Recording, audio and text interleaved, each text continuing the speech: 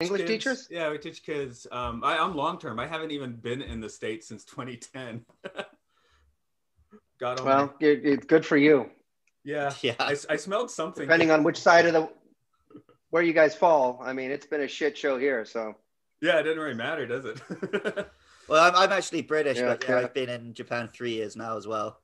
And it feels good to be away from the decadent West. The thing is, I actually visit I the States around now, but I guess that's not going to happen anytime in the particularly near future. So, okay, I love Japan. I've visited, but I've always loved the culture there. I certainly don't know it anything like you guys do, but I've been there a couple times, and I love it. I remember my experience back in 1991, a long time ago, was I felt like in Tokyo, I could put my wallet on a corner of a sidewalk. I'm sure it's changed since.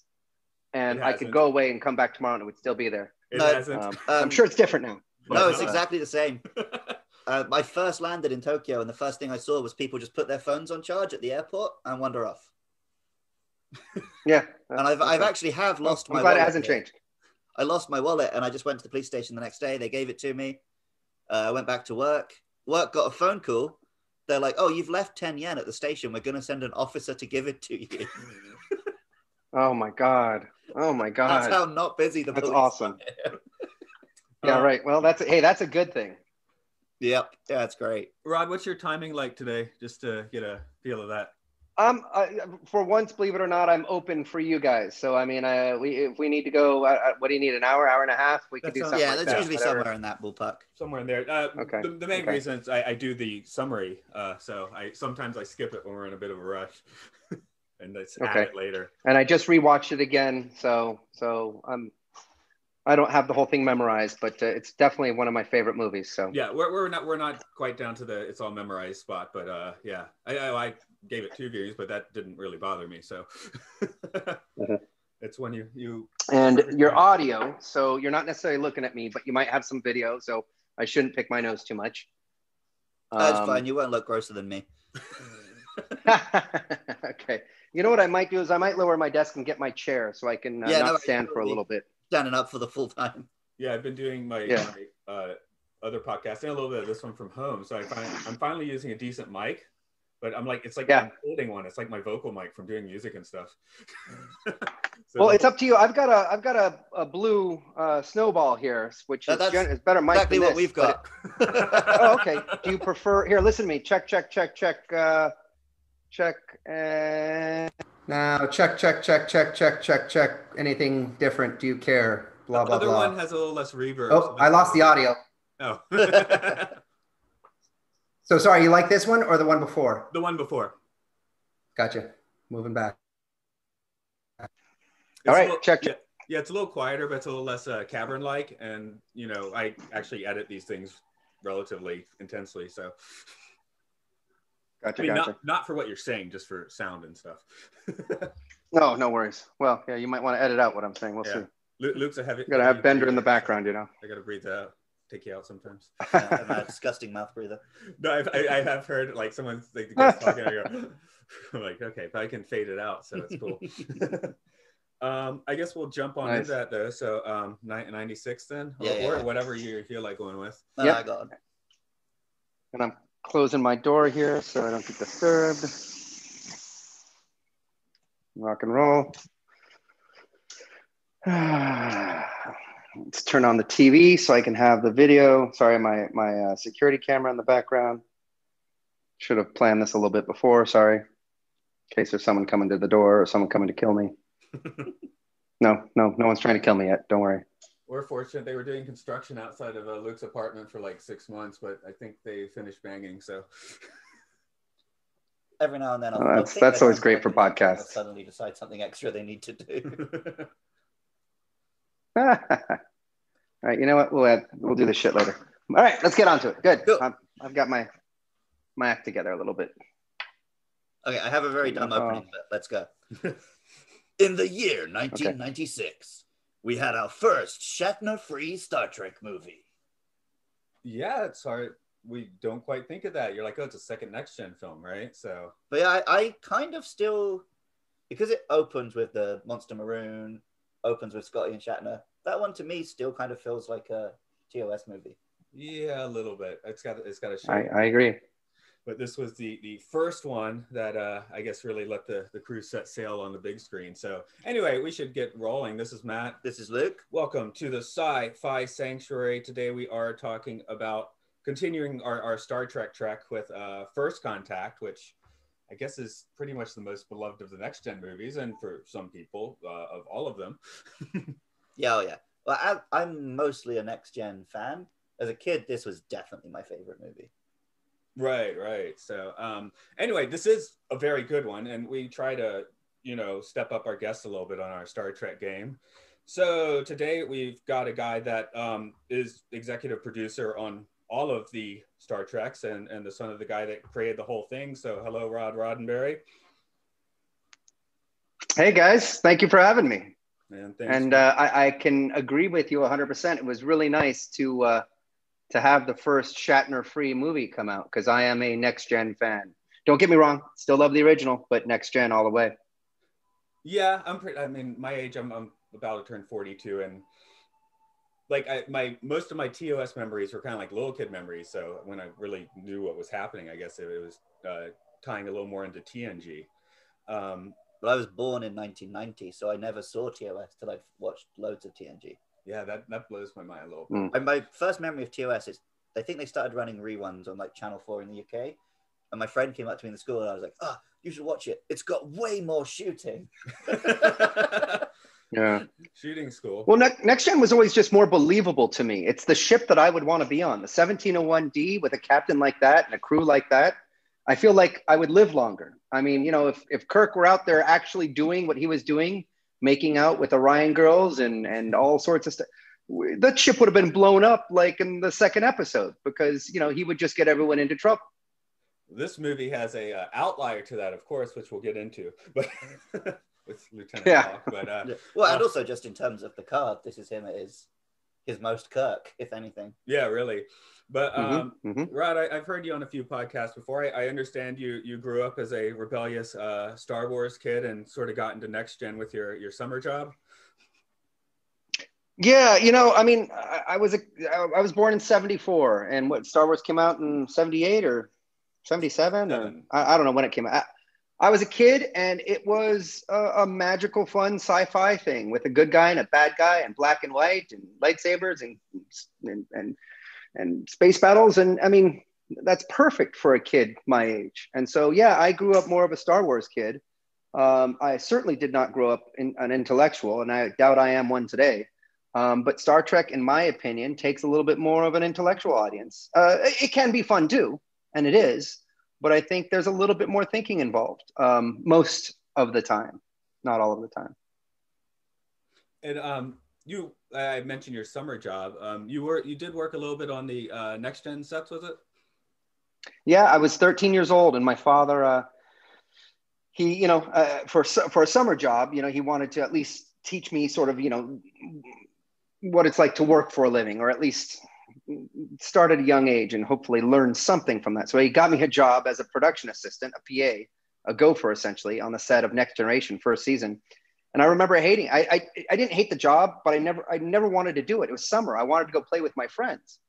And so he forced me to go do that. I did have a fun time working on the set, but I was just a kid running around delivering scripts and stuff like that. Never took a real interest at that point, and certainly didn't really care, because Star Trek hadn't really sunk in. And so it was just a summer job that my father made me do. I made the most out of it. I had fun, but I don't think I learned anything from it necessarily, especially at the age of 13. And I remember saying to my father, he said to me, actually, do you know how many people would kill for this job? And I was like, they don't have to. They can have my job, but yeah. So to all of your audience members who would probably die to have a job like that, you guys can all hate me and send in the hate mail now. I was 13. Give me a break. Come on. I don't really think I want to be carrying the coffee around. So when I was 13, I had a job delivering the free newspaper in my local neighborhood, and I didn't even want to do that. So I started chucking them over a hedge. Yeah. I got caught. All right. Yeah. Yeah. I guess we'll move up a couple years to this movie and how we came across it. I think I actually went with my high school friends. I was a senior in high school, so it was a weirdly, Saved by the Bell sort of situation. Yeah. So I do remember actually a guy that might be on this podcast later and has been listening, a friend of mine growing up. I remember the day after I saw it, he wanted me to just give him the spoilers for this movie. I was like, that's stupid. So I just lied to him. What did I tell him? I told him Data becomes a woman. I told him Troy dies ostensibly of alcohol poisoning or something, and that the Enterprise does blow up again. So when he finally went to see it, I tried to tell him lies that like had some roots and things you see in the movies. So yeah, he was pissed off at me later. That's fun. Yeah, well, he probably actually enjoyed it, right? Because it was a nice surprise. Yeah, really. Yeah. So he didn't get spoiled in the end. I had a friend who did the opposite. He'd always tell us real spoilers, but he'd say them in such a ridiculous way you'd think they were lies. Okay. But not for this one. Not for the. When I saw this, I was like 5-6 years old when this came out. So I obviously didn't see it in the theaters. I think I saw it as soon as it came out on tape.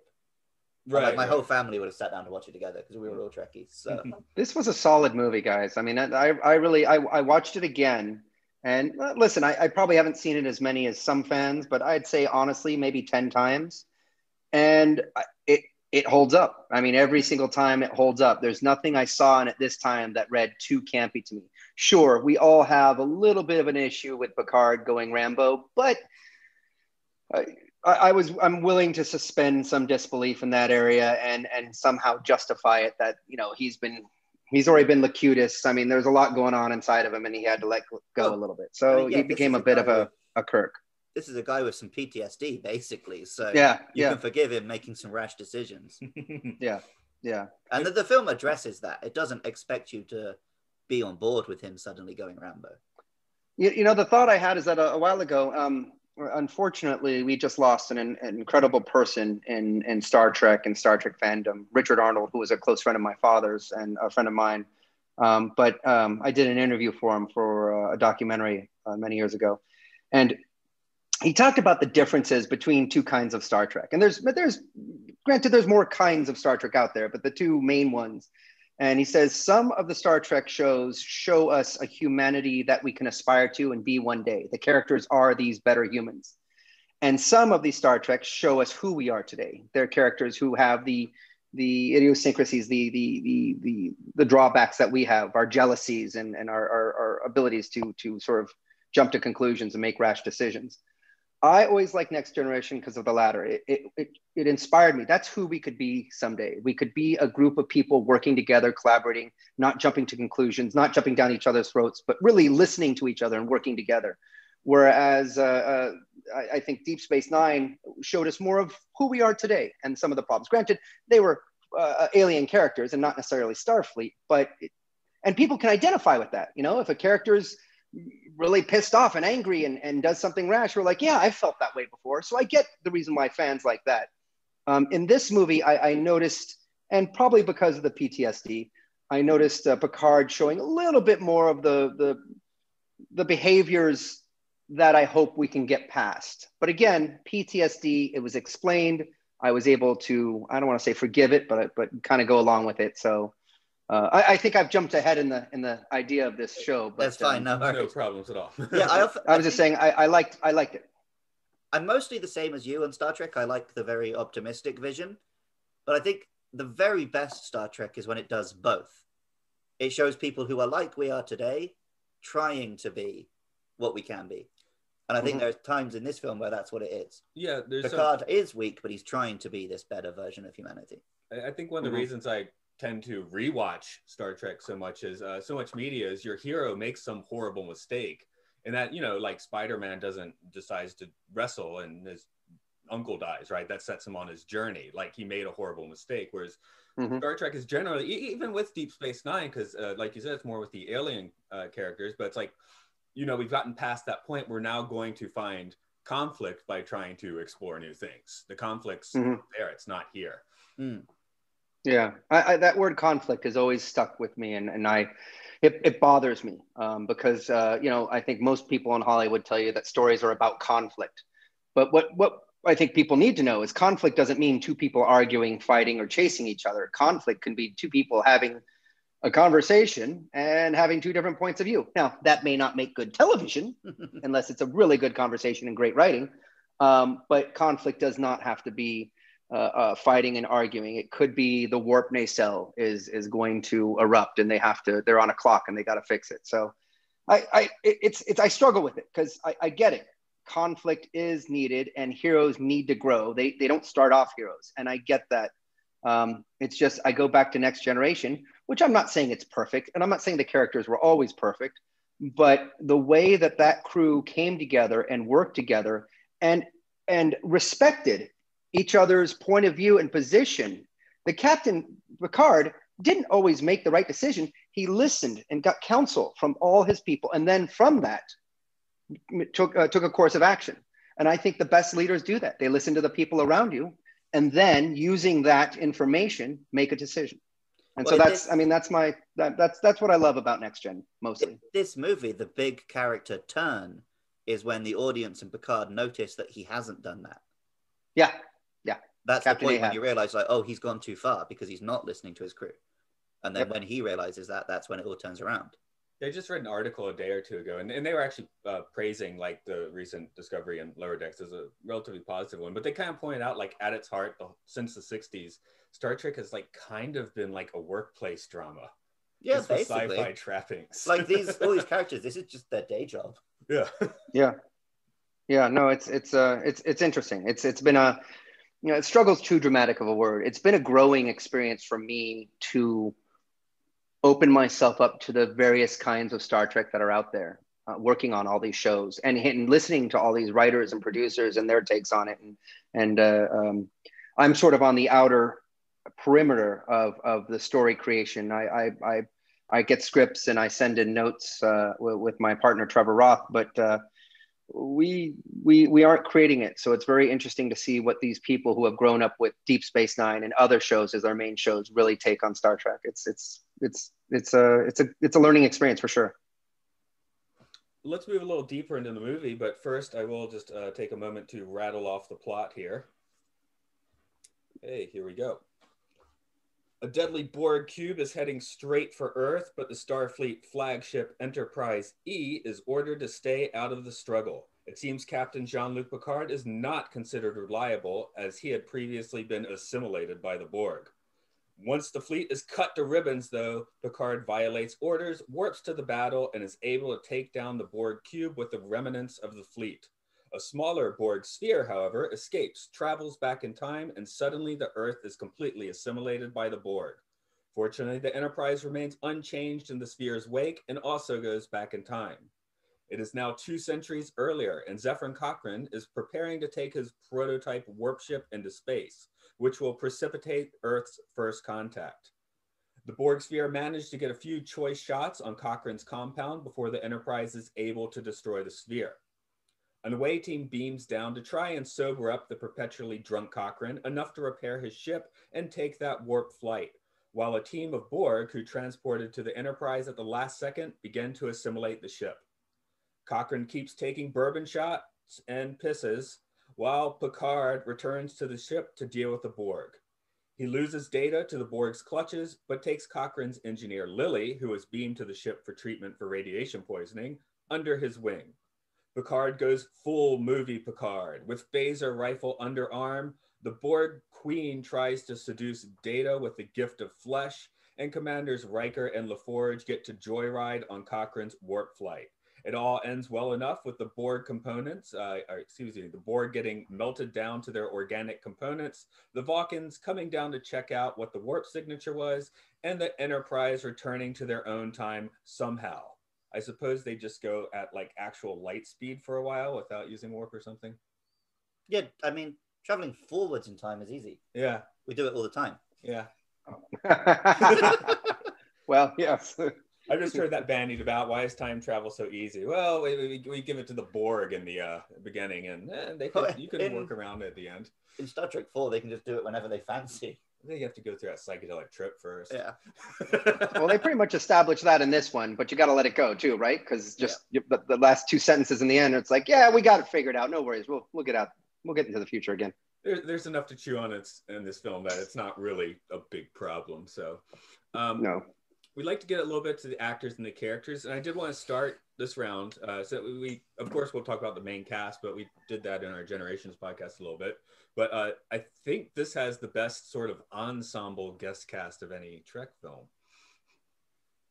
Yeah, there's a lot of good guests in this one. We got Oscar winners here, right? For these nominees. I mean, Alice Krieg is great as the Borg Queen, and she's like the second tier, because we got as Cochrane, James Cromwell, James Cromwell, and Alfie Woodard is absolutely fantastic. I mean, and the Borg Queen, what's Alice? That's Alice Krieg, yeah. So Alice Krieg, sorry, yeah. Like I said, she's maybe not up to those other two, but for any other Trek film, she'd be a standout. So yeah. And it was a great cast. It was actually, I mean, a great cast, and I loved Cromwell's portrayal of that guy. Dude. I love the fact that he didn't want to be that guy. He didn't want to have a statue. He didn't want to be known. He was so overwhelmed by how the future saw him. It was a nice take on that character, and I loved seeing it as a real person. Like, so I come at it from a very personal thing. I did a documentary that came out in 2012 called Trek Nation. It was about my father, and one of the things in it is I was trying to humanize my father, because my father, everyone put him on a pedestal. Gene Roddenberry, the great bird of the galaxy, and it's hard for a son to identify or connect with someone who is put so high up on a pedestal. And of course, saying this to you and everyone listening, they're like, of course. But my father was just another human being, and he was, you know, plenty of flaws and issues and mistakes and things like that.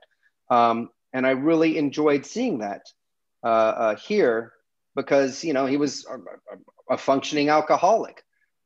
He was ready to scrap his plans to take the I forgot the name of the ship, but to take the ship out. I mean, he was just a regular human being, yes, who had a vision like my father.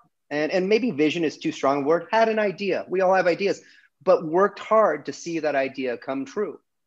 And sure, got discouraged. Sure, didn't want the glory. Again, why do I keep forgetting Cromwell's character's name? It's Zephyrin Cochrane. Zephyrin Cochrane, thank you. His whole thing, he says, to make money and retire on an island with naked women. I was like, that's great. Not because he said that, but because he was flawed and weak-minded like we all are. But it's okay to be human. It's okay to do these things, but he had a passion to do something. He had the talent, and he wanted to build this ship and get out there and try this new technology. I mean, it's an Elon Musk kind of thing. You know, the guy's a genius, no doubt. The guy's flawed, no doubt. But we need people like him to push us forward. And so it was really great to see that character portrayed as a human and not a hero. And I've heard people kind of complain a little bit about, Cochrane's character shows up in TOS in a much more like idealized form. He's gone out in deep space. He's been like de-aged by this alien presence. To me, there's not really a disconnect there. You know, maybe as he owned his stature, and then have a couple hundred years by yourself. Who knows how you're and under those situations. I'm perfectly willing to fit those pieces together as an interesting journey of a person.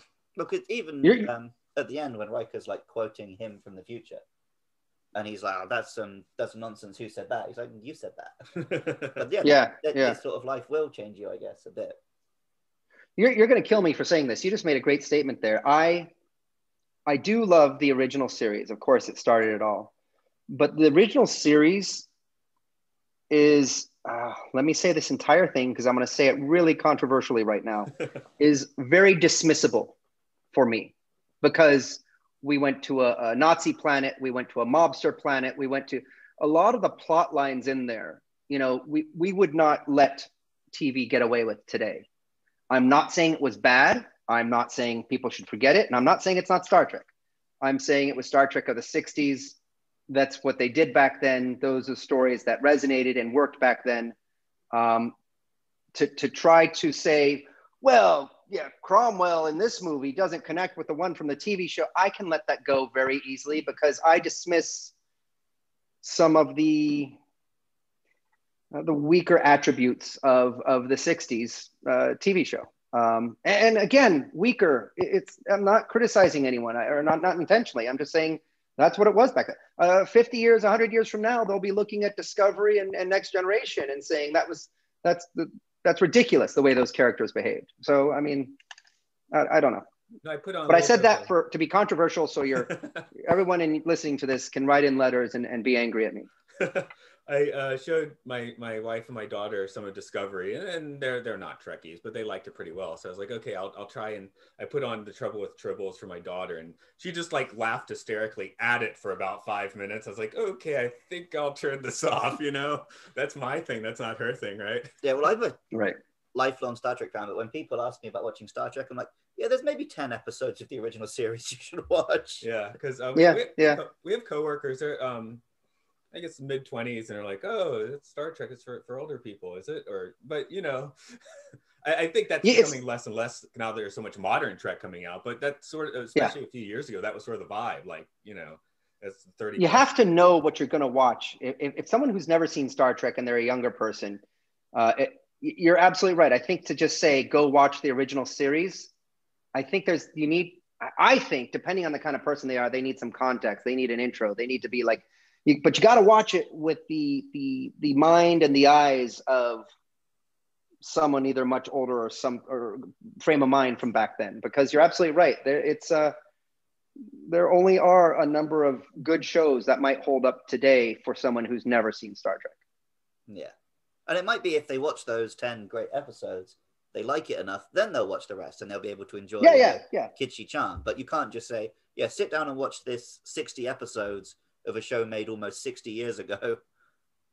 It doesn't work for everyone. I could sit down and enjoy Spock's Brain, but I'm not going to recommend it to anyone. Yeah. Spock's Brain, that was one that I hadn't seen in years. And then when we did our podcast for Mission Log, it was great to watch that with much more adult eyes. And I still have tremendous issues with it, but I was like, okay, all right, I'm willing to accept it. It's fun. Sort of. Well, and you talk about like Nazi planets and gangster planets. We don't need those anymore because we have the holodeck. Yeah, right. Moving through that guest cast, Alfie Woodard definitely stands out here. I mean, she's got one of the best acting turns in I think any Trek. Just, I don't want to say she's above the material, but. I mean, I only know her from this and Luke Cage. What else has she done? Hit the thing. I know there's some 90s things in there. I recognize her, but I don't know her that well as an actress, but she was phenomenal in this. She played that character beautifully. 12 Years a Slave. I think she's one of the council people in Civil War. The film that we keep bringing up and we shouldn't.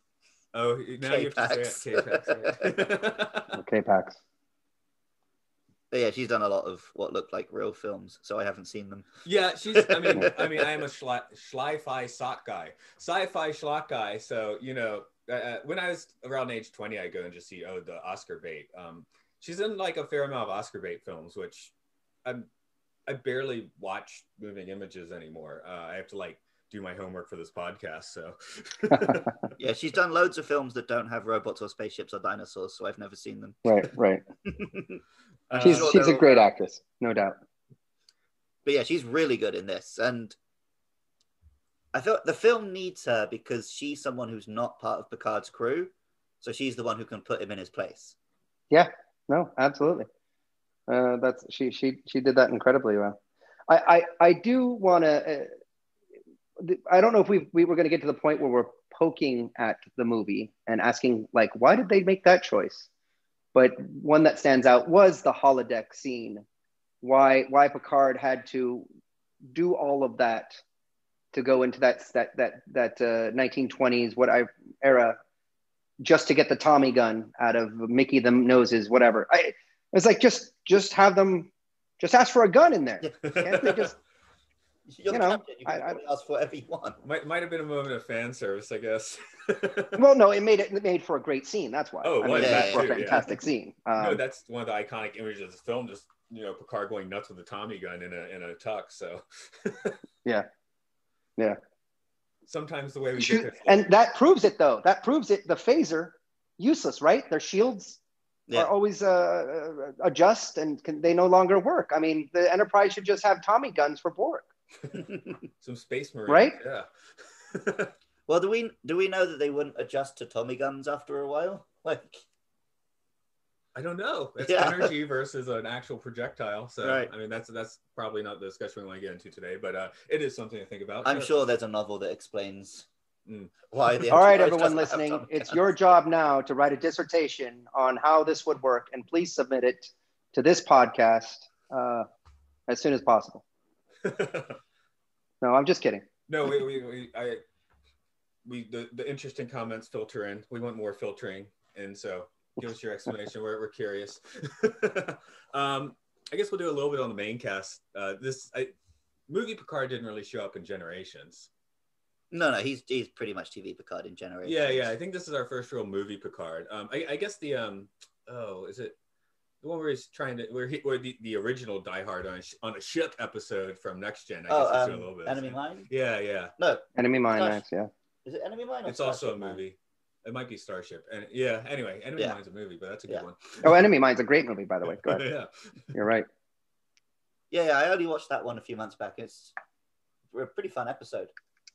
But again, like we said earlier, this is a very different Picard, but it feels like it's a different Picard for a reason. It doesn't feel like they're just, it's a movie, make him an action hero. Because I never feel like we're meant to approve of what he's doing. Right. Mm-hmm. Mm-hmm. No, you're absolutely right. It's like Kirk had like zero, as we said on earlier episodes, Kirk had zero character development through TOS, because that's when you do hit the reset button every week. All his character development is in the movies, where Picard had already had quite a bit, so they can like build off of that and do something that's a little bit like doesn't feel good when you see it. Well, you've got 7 seasons of love for him, so they can afford to make you dislike him a bit. Yeah, and I got to say, as a kid watching The Next Generation, part 2, and I forgot the 2-part series, but the one with the lights, I know you all know what it is. Right. I see. That was Chain of Command, part 2. That was the first time, at least I realized, that I saw a character, a strong character that looked weak. So an old balding man with his shirt off, strung up, like as weak as someone could be, but the strength was in the character and the commitment to not giving in. That blew me away. That was one of my I don't want to say life-changing moments, but in terms of story, I had never realized or seen a character that was shown in such a feeble way, but also portrayed in such a strong way. And it blew me away. I was like, wow, there is something to writing and story and character. You don't have to have a Rambo. You can have someone who's strong from within. And I think that's one of the things I've always loved about Picard. That episode, actually, in the UK, it got the time slot shifted from prime time to later in the evening because they considered it unsuitable for children. And there's no gore or anything. It's just torture. It's just acting. It's Patrick Stewart's acting makes you believe that terrible things have happened to him. Yeah. I rewatched that one way less just because it's intense, not because it's bad in any means. It's one of the better episodes, but it's not. If you just want to sit down and have a good time, it's probably not the one to put on. No, not the one. Enter my head on a weekly basis because at work I'll often ask students, how many tables, how many chairs, how many lights? Same here.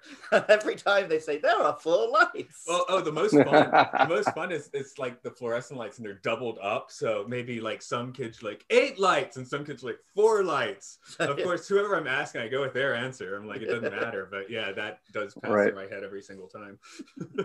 Do you get to show them any shows yet? You got to show them some Star Trek.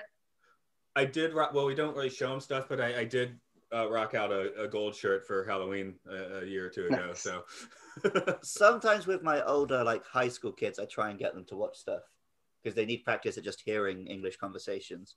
But I don't know if they ever take my advice. But it's interesting about what. No, sorry. What you guys do? You're forgive me. You're teachers, English teachers in Japan, and I don't know if your audience. I'm sure your audience knows that, and if they don't, you can cut this out. But when I was in high school, there was a group that came to our high school and invited about 5 of us kids, I don't know, 15, 14, 16. And we went, and there was a classroom of about, I think, 20 or 30 Japanese kids. And they would come in, I guess, sort of an exchange. And this was in the evening. This was at 7 o'clock or 6 o'clock. And we would just talk. We were there to talk English to them.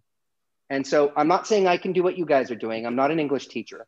But it's a coincidence that I had an experience where, or I feel like for at least a semester, if not a year, I would do this once a week and meet with these Japanese kids. And we'd play board games and stuff like that. So sorry, your audience may not care about this, but I was, yeah, okay. Well.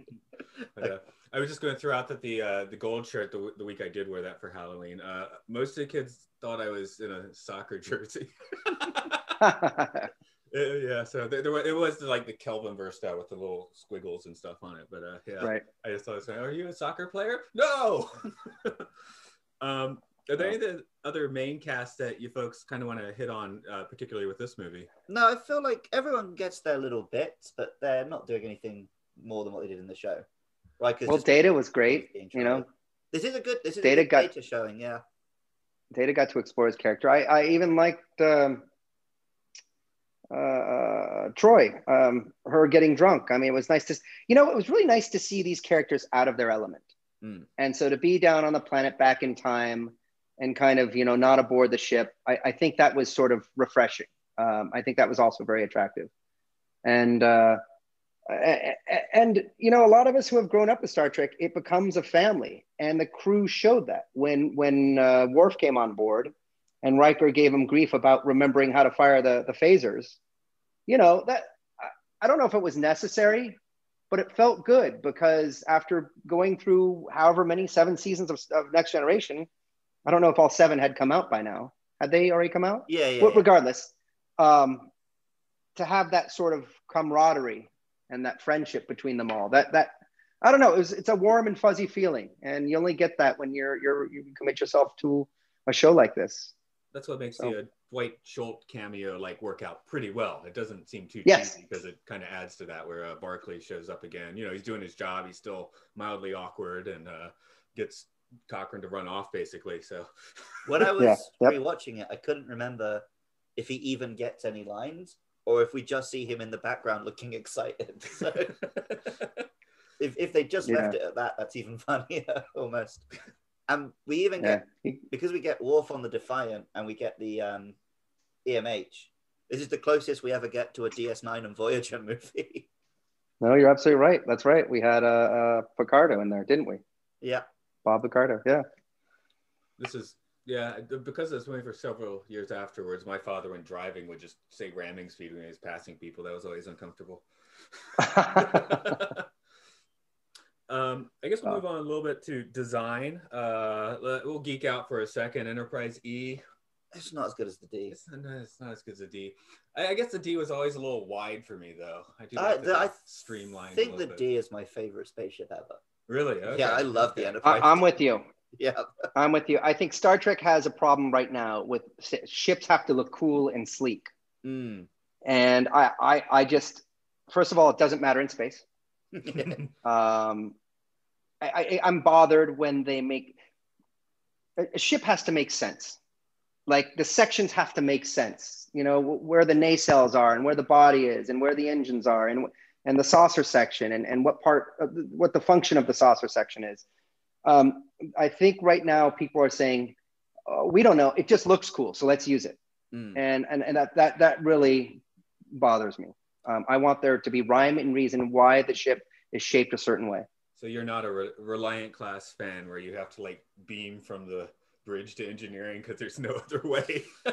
Yeah, no, I'm certainly not. To me, the thing when you try and chase cool will not be cool forever. Yeah. Whereas I feel like the D wasn't trying to be cool. It just looks like, oh, I could live there. Yeah. And so I think it looks weird at first. Yeah. My mother used to call it, she said it looked like a pregnant duck. I don't know how that really works, but she said that and she's right. At first, if you've never seen it, you're like, well, that's weird looking. But you're right. It isn't trying to look cool. And you're like, that looks like a place where families would live. And it looks like it's from the future. Yeah. Like it doesn't look like anything that exists today. Whereas even the E kind of looks like this is what we would try and build now. It looks a bit military, and it's all, you can see where it's put together and stuff. Yeah, I didn't like the bridge. I didn't like the decor. It's definitely more military. You know, I love the idea of these ships being out there for long missions and families being aboard. And listen, none of us have been up there. I don't know how realistic it is that families are on board. I'd like to hope one day we get to that point. But no, I want it to be a comfortable ship. If you're on there for that long, you need to be comfortable. You're going to go crazy if you're in a, something that just looks like a submarine. It definitely stuck out in this one. It's like, oh, the families are gone. That's a little weird. I mean, they did just crash the last one. Maybe that's why, but. Yeah, that's a good point. No one was really on it, were they? It's a big ship to have just those few people. Yeah, I mean, do we ever hear a number for how much crew are supposedly on board? For this one, I think the D was 1,000, but I don't. Yeah, but for this one specifically, I don't think they get to that number. Yeah, but yeah, it did feel like they were just flying around with a skeleton crew, preparing for battle more than anything. Well, and Picard says, "I'm going to defy a direct order. All of you on the bridge, you can say something now about it. Everyone else, you're screwed." That's kind of always the case, though. It is. It's typical. I know. Can you imagine just like some ensign on like deck 15 running up, Captain, I don't agree. Well, and that's what Lower Decks, the animated series, is kind of supposed to be about, Right, yeah, I need to get around to that soon. Yeah. Matt's watched all of it, I think. Yeah, this one I came in, Luke's like, I finally watched Lower Decks. I'm like, oh, did you like it? No, TNG episode. Which is also good, but... The Borg Sphere is new here. That's kind of weird. I don't know. Is this our first time we saw a sphere? I'm pretty sure it is. I thought there had been a sphere in earlier episodes. I just thought it was interesting that they build their ships into like platonic solids. It kind of makes sense for a race of like logical computer people. So we need a Borg pyramid at some point. I want a flying pyramid. You always want flying pyramids. I always want pyramids. Well, I remember in Next Gen, one of the episodes, didn't they have a more ship-looking, or at least a non? Oh, I think that's geometric... the Borg who are working with Law, but they have emotion, so I guess they're trying to build a cool spaceship. Oh, is that what it was? Okay, I don't know. Okay. Yeah, I think that's the episode where they have a different ship because they don't even realize it's Borg at first. That was called Borg Cool, right? Yeah, Borg Chic. That's Borg Cool. Yeah. Well, yeah. And that's when it does become Swedish. New Borg, yeah. Oh, and that was great. She was wonderful when she says, "Sounds Swedish," and then down she says it like under her breath. Definitely not Swedish. It was great. Yeah, that was good. Yeah, I could see that being your table. That's cool. I guess this is our time to just do our Type 5 on the Borg. Okay. So, like, how do you feel about Borg as like one of the alien races? I don't know how much legs they really have. Like, it's a fantastic sci-fi concept, and it's kind of hard to stretch it out. Which this movie is really trying to find new ways to stretch it out, whether you like it or not. Because I know the Borg Queen brings up some controversy here and there, but yeah, the Borg to me are the most that a Star Trek alien race feels like a Doctor Who alien race. Yeah, where they're super villains and they're great the first time you see them. And each time our heroes beat them, they're a little less scary next time. Sort of how the Daleks are almost like that's a happy, cheery episode. Yeah, the Daleks are basically Goombas now. The Doctor just jumps on their heads, right? So... Well, I'm going to upset you guys because I'm conflicted about the Borg. Okay. A couple things. And I'm not really comparing it to this movie. In this movie, they're fine. They're great. They're the Borg and they've done what they've done. And the Queen obviously brings it to another level. But the idea of the Borg, I look forward to, aside from the character of Hugh, that was a one. Borg was great. I loved that one. It's one of my favorite of the Next Gen episodes. But they're automatons. They're the hive mind. They're simply looking to assimilate and grow. Although there is that question of what is evolution? Do they evolve? Do they not evolve? Is it just conquering?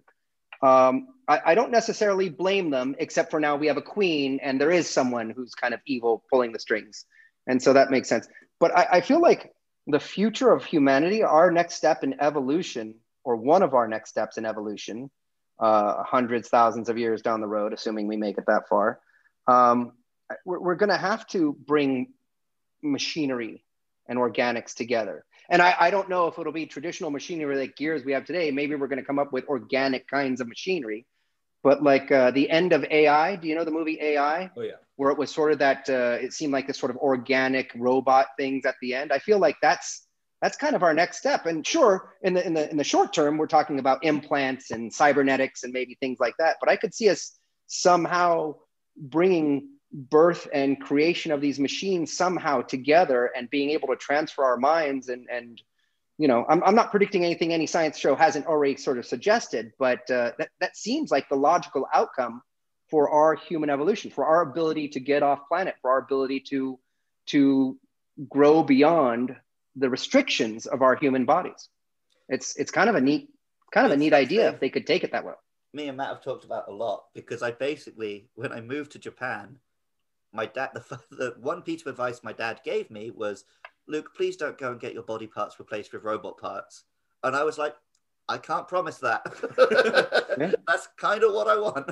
You know, I'm a little more hesitant to get those robot legs, but basically everything but my brain, you can just chop it off and give me a cooler one.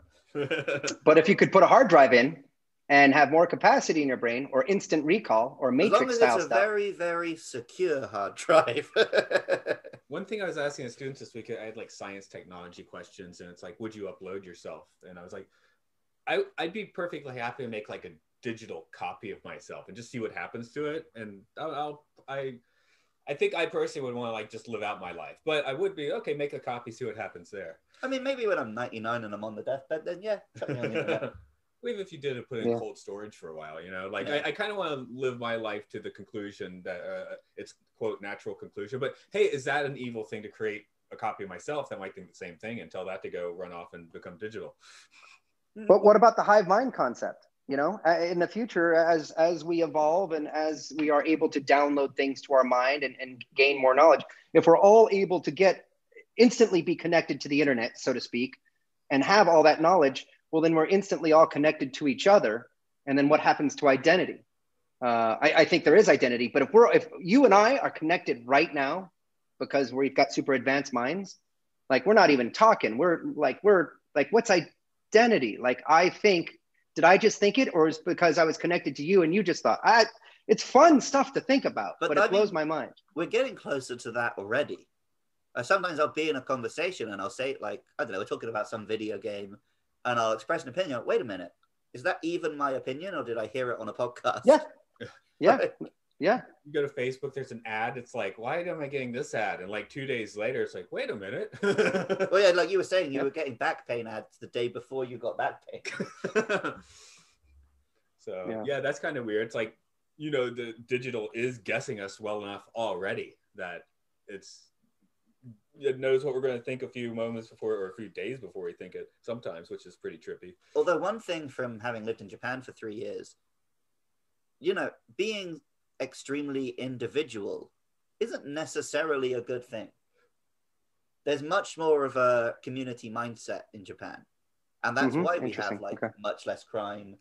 There's a better social safety net and thing. People work harder because people do tend to think of themselves as part of the group more than which is a labored point which many people have made before me, but it does make you think, like, in the West, everyone grows up thinking, I want to be a rock star, I want to be the king.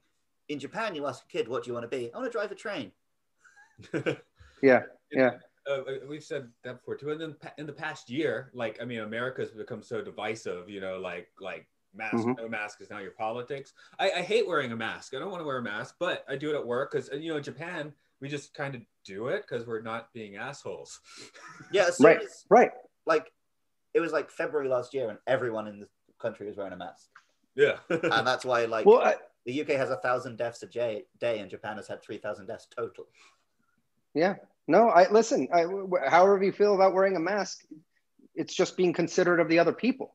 Yeah. You may not give a crap if you get COVID, but you might transfer it to someone else, especially if you have no symptoms or anything. Even if you don't believe the mask helps because, you know, you're an idiot, just put it on to make other people feel better. That's where I am. Is it really that bad? Yeah. Yeah. I mean, listen, I don't know. It's like a Gestalt consciousness thing. I mean, I can personally think that, but I am living in this reality and I am, you know, like the way we connect with each other does influence the atmosphere of the room, right? So you're in a society, like, you know, there are certain things you just got to do. You know, like things happen. Well, it's like as an individual, I don't like it, but just as a gestalt, it's like I need to kind of go along with that. That's where this world's going to a certain extent. No, I love what you guys are hitting on. Absolutely. And it's why I love the next generation. I feel like everyone on board that ship is working together.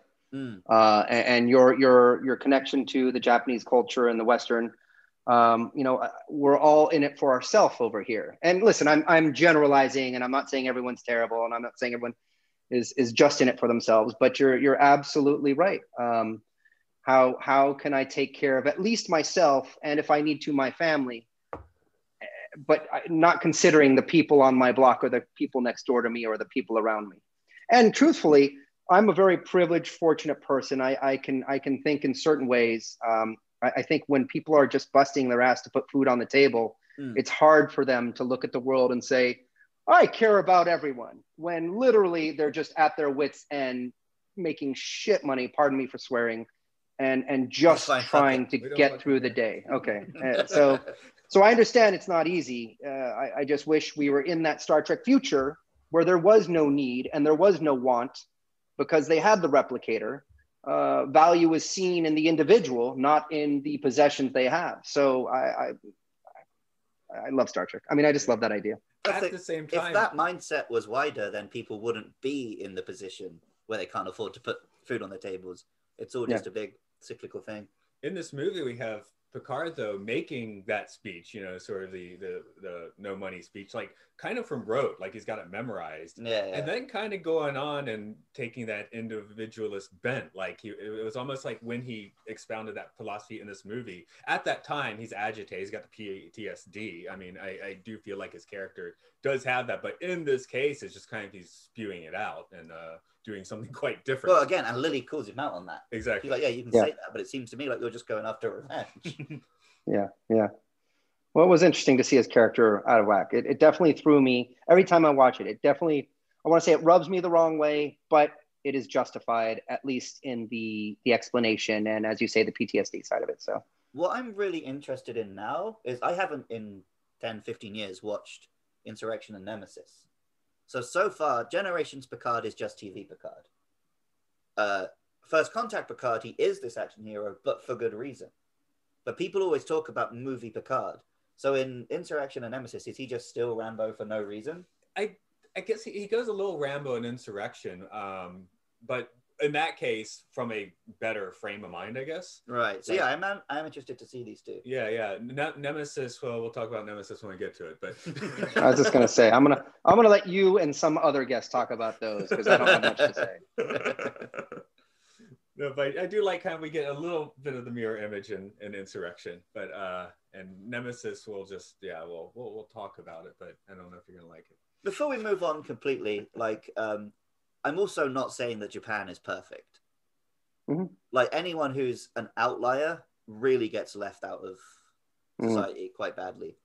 So I always think of Japan on like this bell curve. Anyone who's in like the middle 80% of what a person can be is so happy. But anyone kind of weird, they're really miserable because society just doesn't make space for them. And I'm sure you can make that argument, right? Where's your individuality? If you're conforming, I mean, I'll use broad terms here. If you're conforming, have you lost your freedom, your individuality? So I granted, I assume there's valid views on both sides, and it's a great discussion. The most direct example I ever saw is I've been to a couple of Japanese soccer games, and the teamwork is great. Everyone's passing, everyone's playing perfectly. Both games I went to were 0-0, 0-0, because no one has that, I want to score a goal. I want to beat the guy who scored. They just pass to their teammate, who passes to another teammate, passes to another teammate. And I'm just sat there thinking, someone shoot at the goal. That's interesting. It's not the team that passes the most that wins. I guess one of my analogies would be orchestras. I like one of my hobbies is playing in orchestras. So I play with orchestras in America. In Japan, in America, we'll just slop through the things, but really, just like tear ass through a big passage and, with passion. Whereas the orchestras I play with in Japan, we're just like pinpoint accuracy, but we don't get too far out of the box. It's like within the, norms of that piece. Well, see, that That's even, I think fascinating. you can tie that back to Star Trek because, of course, the Enterprise crew all works together as like this unified whole. But every episode, they solve the problem because one guy just has this wacky idea. Mm-hmm. And like, you know, Geordi or Data or sometimes Picard is like, but what if we do this? And so is the message you can work together without conforming? I mean, you can collaborate, you can be respectful. There's a middle ground here where you can be an individual and you can think outside the box, but you have to do it with respect of the people you're with and listen to them as well. I mean, I guess the difference is you just have to think, what can I as an individual contribute rather mm-hmm. than what can I as an individual get out of this? Yes, nailed it. All right, show's over, right? Done. Yeah. No, I lost my thought there. Cool. Let's talk about laser beams and stuff. Laser beams. Right. Real quick, I was gonna say, like in Trek, we do kind of get that extra 20% on the outliers do get brought in. Like we have kind of there's next gen episodes where someone is brought in like with very different, you know, needs to live, that sort of thing. Well, also we get like Berkeley episodes, and he is like the weirdo and outlier, but everyone tries to help him. Yeah, it's not just like, oh, this guy's a freak. Maybe let's just stick him in a closet to fiddle with this device and not talk to him anymore. Like, I don't want to get too deep into novels or anything, but I did read a few of the Titan novels, and the whole point of there is Riker's ship is actually with people that, you know, it's like supposed to be 20% human. So you have all of these other races that do have pretty wild, just needs to live. So that's kind of fun. But you couldn't film that one because of it, of course. Right. Yeah. And Spock was that perfect mix, right? Yeah. Conforming culture versus human versus individual. So where are we on the Borg Queen then? Oh, she's such you know, Alice Cree's so good, such a good character, but it does fundamentally alter the nature of Borg. She's great in this movie because, well, just because that performance is so fantastic, and the way she tempts Data, and you almost think he's going to turn, and then he doesn't. But overall, I think she waters down what the Borg is in a way that makes them slightly less interesting. Because now they're just minions of this supervillain. I mean, after this, I don't think there's... She shows up in Voyager a bit. Well, she does. But she's not creepy. Yeah, I guess the Voyager gets into a lot of Borg. But otherwise, the Borg have been pretty sporadic since then, which is... Well, and I'm hoping that with Picard, we're actually going to go into, like, humanizing the Borg, because they're, you know, it treats them as victims, which is the correct response to an individual Borg. Yeah, they didn't ask for this. You mentioned the perfect, like, ending, quote unquote, to Trek would be Vulcan and Romulan getting together, which has basically happened now in the future. So is the next step bringing the Borg into the Federation? Yeah, I think so. And that would be the ultimate down the road, you know, and one of the Star Treks down the road. It would be an incredible, you know, we went from Klingons being the bad guys to the next generation where we've now got them as allies and aboard the ship, even if things are a little tense. It would be really cool down the road. Maybe cliche because it's already been done, but you make an excellent point. Star Trek 25 years from now, 50 years from now, it would be really neat to have a sibling of Hugh or an offspring of Hugh or offspring of that Borg society. I mean, we did have 7 of 9 on the bridge. Yeah, good point. Right, I forgot about that. I but don't good point. think it's been done is necessarily an argument not to do it. Going back to Star Wars, people were saying like, "Oh no, I don't want to see Kylo Ren turn good. I just want to see him. I want to see him stay bad because it's different." I'm like, no, but the point of these films is that you can go back to the light. I don't want to see that message thrown away because it's more cool to see him as a bad guy. I mean, admittedly, I was hoping for something a little more interesting, but let's not have another Rise of Skywalker podcast. You want to see him turn good in a better movie. yeah. No, we're all in the same boat there, guys. But I was still like, yeah, I'm glad to see him. I want Star Wars to fill me with hope. Yeah. I want to leave Star Wars thinking everyone can be better. Yeah. Well, and that's what I want out of Star Trek. I mean, Star Trek, for me, it's not... I'm going to make a broad statement here, but for me, it's not good Star Trek if you're not thinking about a topic in a different way or inspired by something in it. I think Star Trek needs to end on a good note. Yeah. I think you have to be inspired. And the reason I say that is because, you know, I'm 47 years old. I've spent my entire life growing up with fans coming up to me saying they were inspired by Star Trek. Whether they were in an abusive relationship, severe disability, whatever the case was, it gave them hope for the future of humanity and hope for their own future, and brought them a community. And so if Star Trek isn't doing that, if people aren't coming up and saying Star Trek inspired me, it's not Star Trek. I also think at the same time, Star Trek, I don't think, maybe individuals, but in terms of races, there shouldn't be bad guys. It's not like this race are good. It's not Lord of the Rings, where the orcs are born evil. They're just another culture. And sure, at the moment, they're enemies, but maybe they can be friends. Even like Star Trek does a good job of that. Cardassians, there's always one guy who's like, oh, but this guy, maybe there's a little bit of hope there. Yeah. Devil in the Dark was one of my first. That was when Star Trek clicked for me. Watching that episode with the rock monster, and spoiler alert, 50 some odd years later, finding out that it was a mother protecting its young, and so who's the devil in the dark, the it or the ones minding its children, right. Humans. I loved that twist, and that was empathy. For a show to be able to teach empathy or to show empathy. That's what the world needs right now. That's what it's always needed. That's what we will always need. And to be inspired by empathy, see empathy, and hopefully emulate empathy. That's the only way we're gonna move forward here. I guess that's the Borg Queen conundrum, is that Trek does allow for somewhat bad people. Right. Khan's pretty nasty, right? The Borg Queen is relatively nasty, but now she's supposed to personify the thoughts of this entire race, right, as the only individual. See, I think just from this film alone, I could read it as she is just a mouthpiece for the Borg, and the Borg are still a hive mind as we'd originally thought of them. I don't know if Voyager undermines that at all, but like when Picard was made into Locutus, it didn't change the fact that the Borg were a hive mind. He is just there to talk to humanity. So this is what I was saying earlier. The Queen is there to talk to Data. The Borg aren't all bad.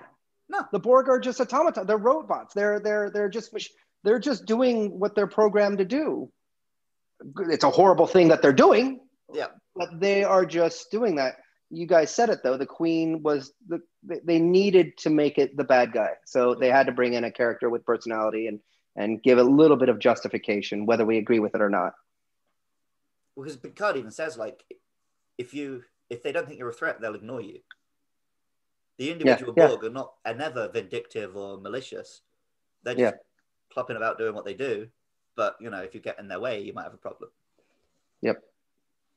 Going slightly later, I think this is the first time we got any rock and roll in Star Trek. I mean, what about the song with the colorful metaphors from 4? Oh yeah, I even recorded you that even one, made a cover of that. Yeah. I felt the songs that Cochrane's into, are they real songs, or is that just like Ooby Dooby? Yeah. Oh no, but Ooby Dooby was good. But the first time he plays music, it just sounds like generic guitar riffs that come with like your CD to teach you how to play guitar. I sit around playing generic guitar riffs. I just realized actually yesterday I hadn't listened to Creedence Clearwater for a long time, and I hadn't heard the song for 20 years. I was like, I play that on my guitar like every week. I didn't know where it was from. Yeah, I got chills when they were about ready to launch. I forgot the song, but he's like, I forgot it, and then plugs it in and. Magic Carpet Ride, that's it, Steppenwolf. Is that what it was? Yeah. And they're like, can we turn it down? I was like, no, Riker, shut up. Keep playing the music. This is fucking awesome, dude. Driver gets to choose. Yeah, exactly. That's the rules. But I would have put in Black Sabbath Paranoid myself, but whatever. Earlier, when you forgot Zefram Cochrane's name, it brought back a memory for me. The first time I realized that I was a big Star Trek nerd, it would have been about 2010. And I was on a night out drinking. I suddenly get a phone call from a school friend. I hadn't spoken to him in like 2 years. I'm like, hello? He's like, Luke, what's the name of the guy who invented the warp drive in Star Trek? I'm like, Zefram Cochrane? Okay, thanks, bye. Like, he just knew he could phone me and ask me that. Must have been trivia night. Yeah, I never found out what the context was for why he needed to know that. But yeah, shout out to Big Dave. While you guys brought up music, I gotta say, this is one of my favorite soundtracks. It's a good one. It was different than Star Trek is used to, but it was still beautiful. There was something very inspiring and moving about this. And I know it hits everyone in different ways, but I'll tell you, it's one of my favorite soundtracks out of all the Star Treks. Yeah, I think the worst sin, this one doesn't do that. The worst sin I've heard in a Trek soundtrack is basically they copied a proper classical piece a little bit too much, but whatever, that's neither here nor there. But yeah, I think the next gen movies put a little more etherealness into the soundtracks. Maybe just that's a production thing, you know, a little more digital production of possibilities and such. Well, and I've just always loved the next gen theme. So when that blares out at the end, I mean, I can't remember if I ever saw any of the next gen films in the cinema. Maybe I caught Nemesis, so great. But I would have loved to have been sat in a movie theater and just have that playing at me from the big old speakers. I saw the motion picture in the movie theater when I was, I don't know, 3, 4, 5. I thought it was the most boring movie I've ever seen in my life. Yeah, our very first episode of this podcast actually was the motion picture. And it's one where the older I get and I become more old and boring, the more I can enjoy an old and boring film like that. Yeah. But yeah, if I that's why I say it was a little bit more intellectual. It in a theater. Right. Yeah, it was a book transcribed into a movie more than anything else. You know, it was a classic sci-fi and not an action movie.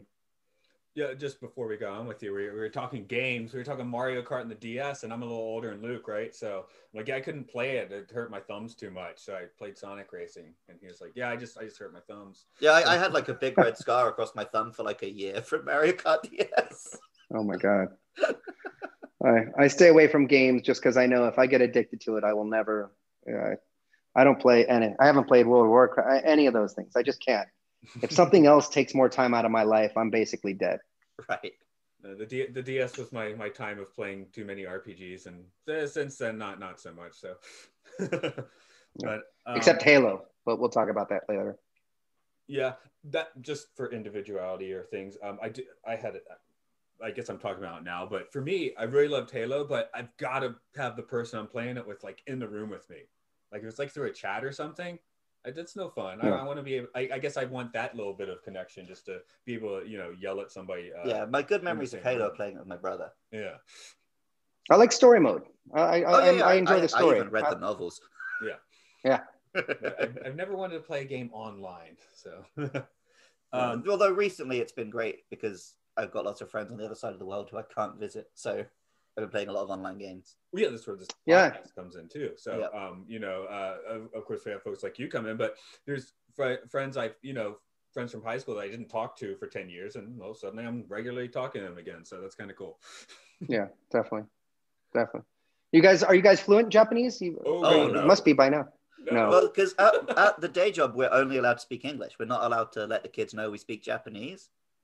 So I don't get much chance to practice. So I can get by in daily life. I can go shopping and go to the bank and stuff. But I remember back in, I think it must have been like September, I was on a trip and I was buying a coffee and I just chatted to the woman behind the counter about the weather. And I felt so proud of myself that I could make small talk about the weather. That's great. See, my wife's Japanese, so she can still give me crap about my Japanese language level. Right. But sorry, I derailed us there with that comment. But we were talking about I feel music. like we're coming close to winding down. No, we really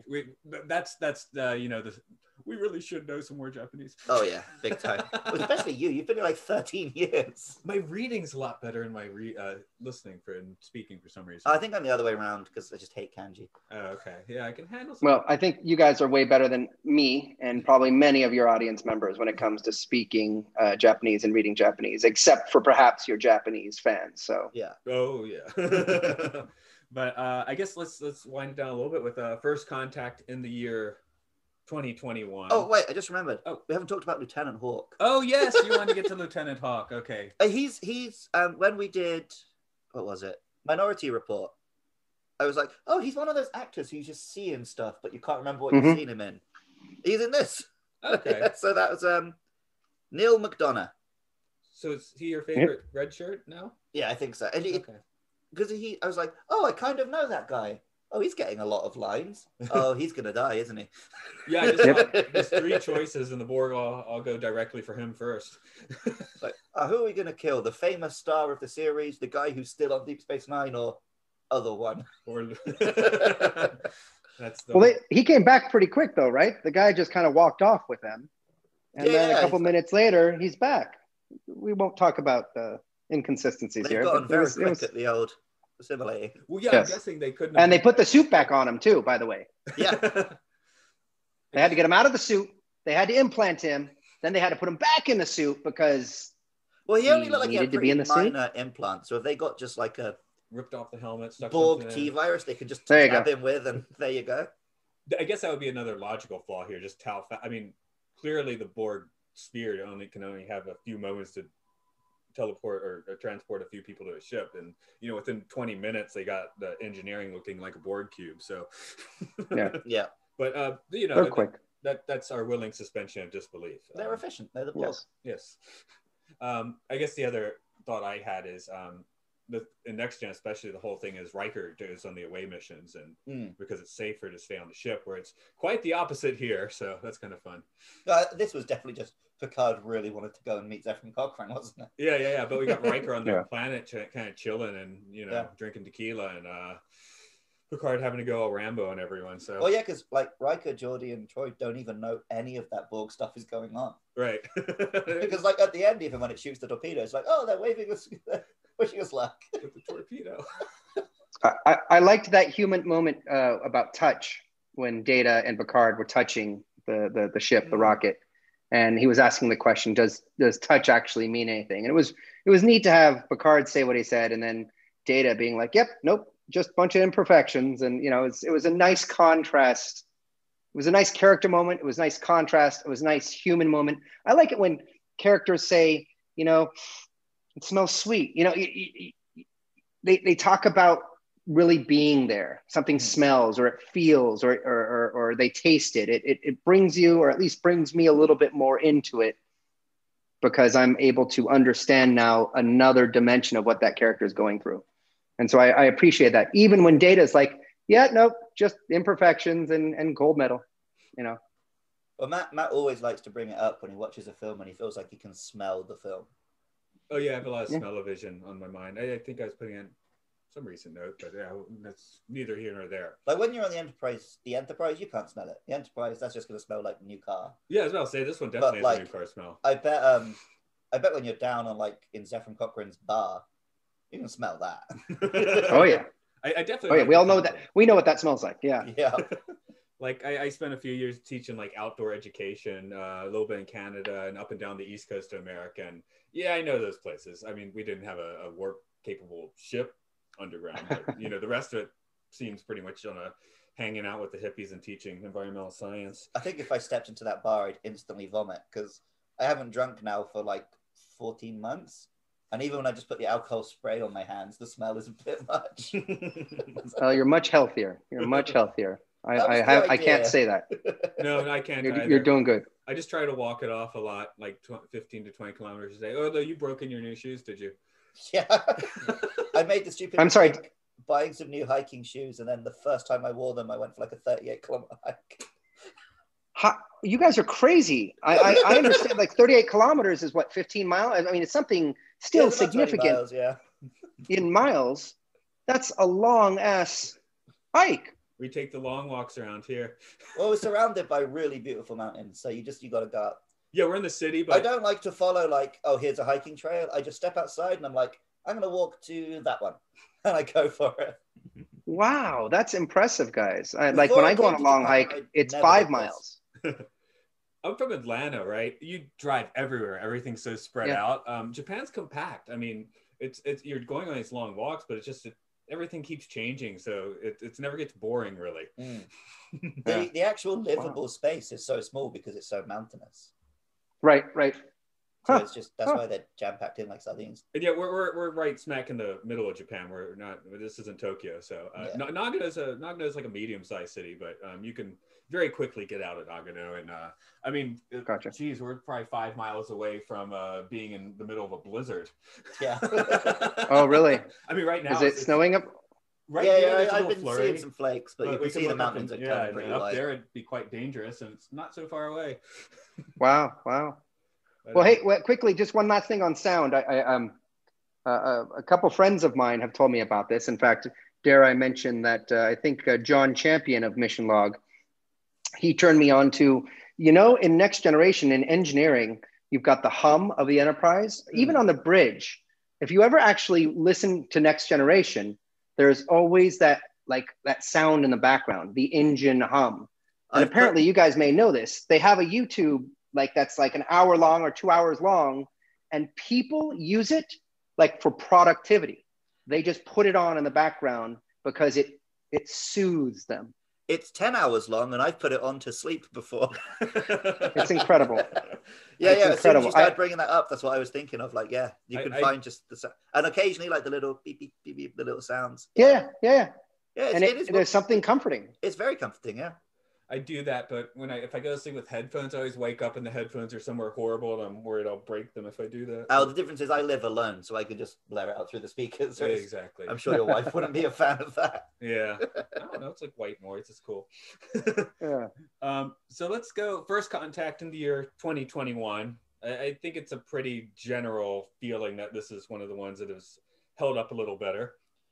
There are one or two effect shots that okay, it's a little cheesy, like when they're on the spaceship outside.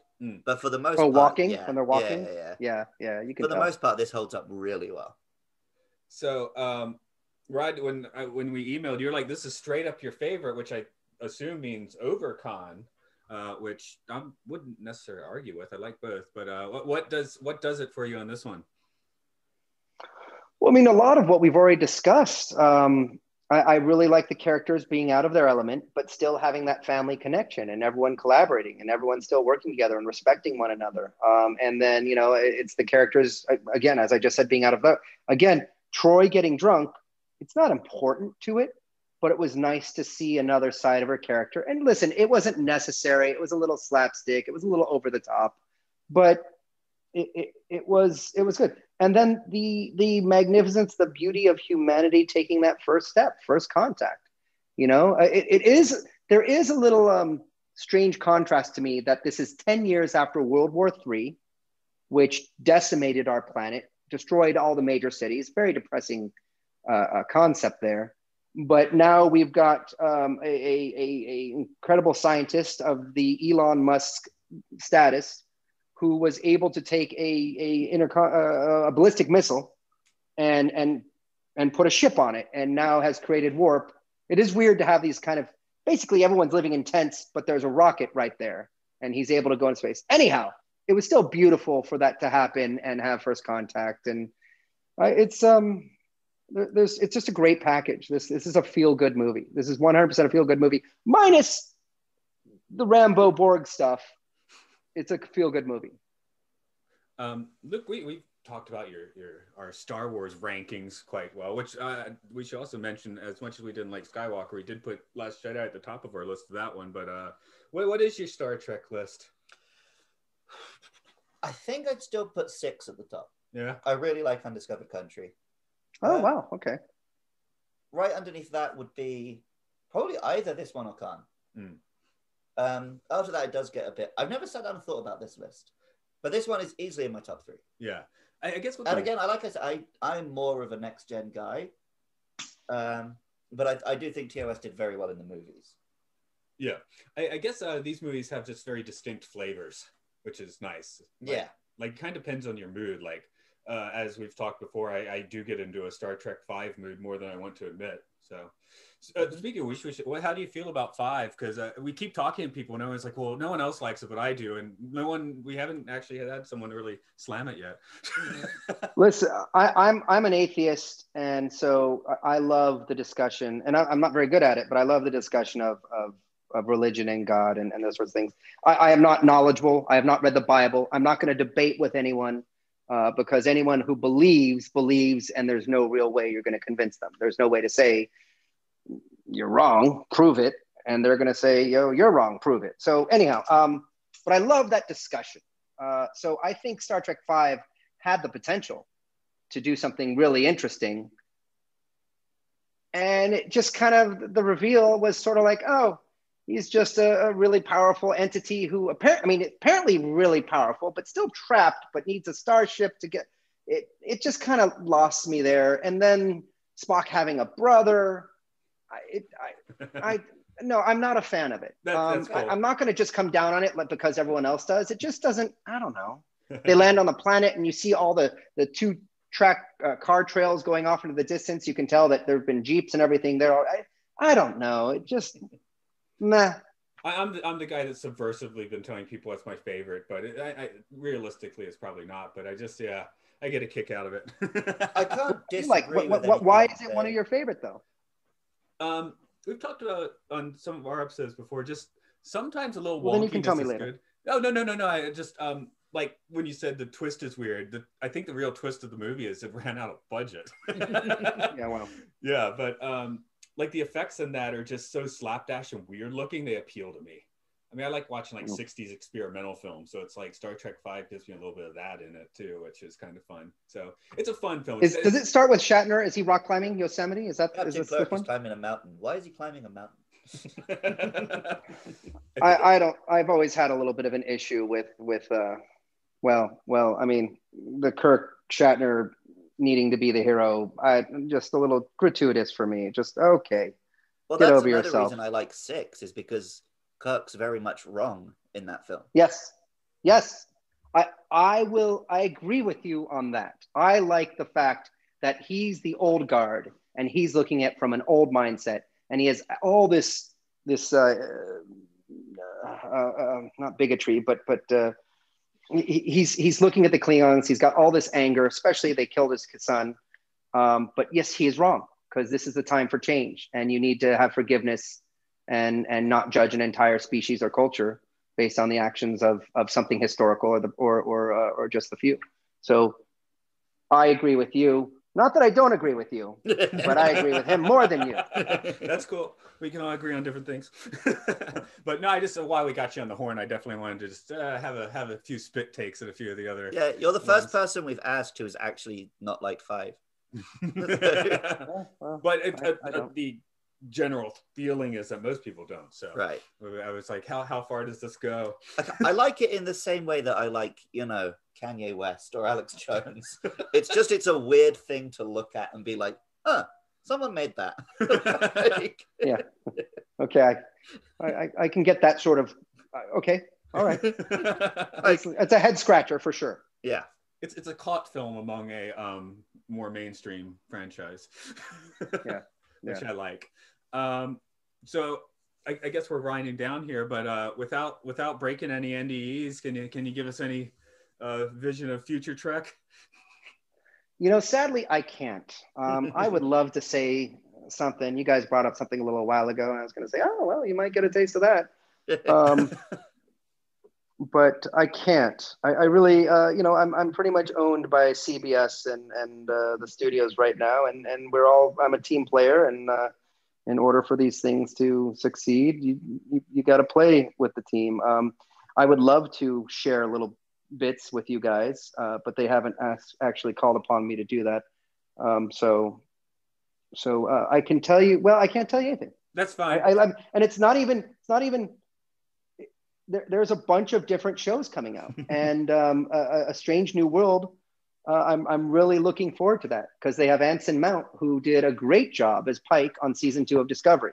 Everyone loves incredible job. He became my second favorite captain instantly when he stood on the bridge there, and he brought up his dossier and showed his grades and what he failed on, and went around the room and said what he said to everyone.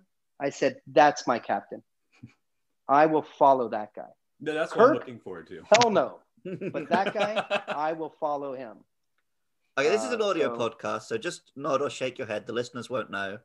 Have they greenlit Star Trek Lieutenant Hawk? We won't tell you what's happening. Damn, that's the one I was looking forward to. No. But if I didn't ask you the question, people would be like, why didn't you ask that? So no. Listen, I'd love to share things with you guys. I can't. No problem at all. I feel like it's my duty to at least ask it. Yeah. God, is there even the smallest tidbit that's already out there? No. You know that the fans know things faster than I do. No, it's they cool. really Luke do. doesn't like to watch trailers anyway, so. Yeah, I don't want to know anything. I just want to go in and experience it. But Matt, you did it wrong. You don't make a big thing of asking at the end. You just, mid-conversation, you just drop the question in there and catch him off guard. He said he did a tidbit, and I did ask that question. But we won't, that's neither here nor there. Usually we ask people, we have other podcast people and they give us the podcast address, but is there any particular sites on the Roddenberry podcast that you'd like to send people to? Any particular what sites? Yeah. Where do you want to direct our listeners? Do I want to plug anything that we're doing? Yeah, basically. I mean, absolutely. Sci-Fi 5 is a brand new podcast we came out with, and it's 5 days a week, 5 minutes, and it just goes into little bits of historical sci-fi trivia that are either relevant to the day or to someone's birthday or whatever. It's a quick bite for anyone out there. That sounds really fun. Yeah, and it's all these great sci-fi shows and books and moments, and it's just a little 5-minute history on things you didn't know. And John Champion is the guy running it, and we've got, I believe, 5 hosts who alternate throughout the week, so you get different voices, and it's just you got 5 minutes, you'll hear something interesting, and you'll hear something cool. Sci-Fi Pod? Sci-Fi 5. Sci-Fi 5. Sci-Fi 5. Sci-Fi 5, and of course, Mission Log is the podcast that is our flagship podcast that I love. Norman and John have done an incredible job the last couple seasons of Deep Space Nine. I think we're in season 6 of Deep Space Nine. I've actually fallen behind, but that is a 14+ year endeavor to analyze every Star Trek episode out there, which I think you guys know. So yeah, that's where I've kind of gone more from Trek, just being a big Trekkie fan, to really thinking more about the philosophy and stuff as they get pretty deep into that. So it's and do the stories have messages, and do those messages hold up today? Yeah, and what are the different points of view on those messages, which is great. And listeners, you might want to check out Rod's work on a little project called, am I saying this right? Star Trek?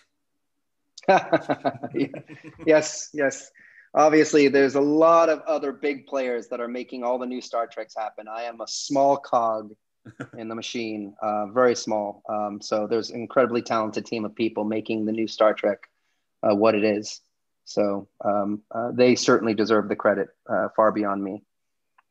And just to help out the listeners, if you want to search for Sci-Fi 5, you have to type the number 5. You can't write the word 5 or it doesn't come up. Right. Well, actually, hold on. We just launched a new page, podcast.roddenberry.com. Just everyone, podcast.roddenberry.com. It's got all our podcasts. It's a lot easier to get through now. You can see what's there. You can get little snippets. There you go. Done. Cool. Boom. Look at the bottom of your screen. Look at the bottom of your screen right now. If you guys are looking at something, it's there. Now these guys have to type it in.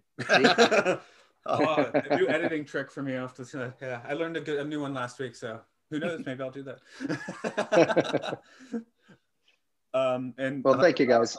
Yeah, I was gonna say you've done the similar thing for our weird podcasts. All right, here we go. If you like this podcast, you can find it on Twitter at MLSFS Pod. We also do other podcasts. I do a Pokemon one. Matt does one about weird educational films. We've got a Monster Hunter one. You can find all of our podcasts by going to patreon.com/podcastio. And if you like the music you heard in this podcast, you can find more of Matt's music at rovingsagemedia.bandcamp.com. So is Podcastius like what is it, like a Harry Potter spell? No, it's a reference to the sitcom Peep Show. Yeah.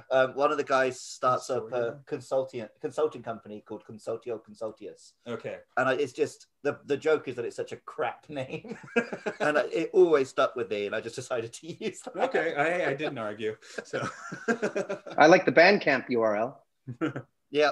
Oh, the Roving Sage, right. That's I work. He's actually, that's the guy we actually did talk to Star Trek 5 about, but you know, he's my Australian mystical buddy that lives in Tokyo now. So. Nice. You meet. Well, thanks for having me on the show, guys. This is awesome. Yeah, no, it was really fun to talk to you. Yes, definitely. Thank you for joining us. Like I said, we had a few delays, but the idea here is to have it out in March anyway, so it didn't really matter that much. Well, again, it was a lack of respect for your time and effort, and it wasn't that, but that's how it came across, and I apologize. No problem, Sam. It's fine. Matt has absolutely no respect for my time. he'll just message me like, "Oh, by the way, you've got to watch these 3 films this weekend because I've got some random guests on Monday." Like, oh, okay, thanks. I have a life, but sure. A few weeks, usually. Sometimes. Okay. So, what are we going to do today? Well, here. Rod, thanks for joining us, but I'm afraid you and the listeners can go this far, no further. Gotcha. Okay, but yeah. Live long and prosper, everyone. Love you all. Have a great one. Bye. Okay, I'm going to stop the recording.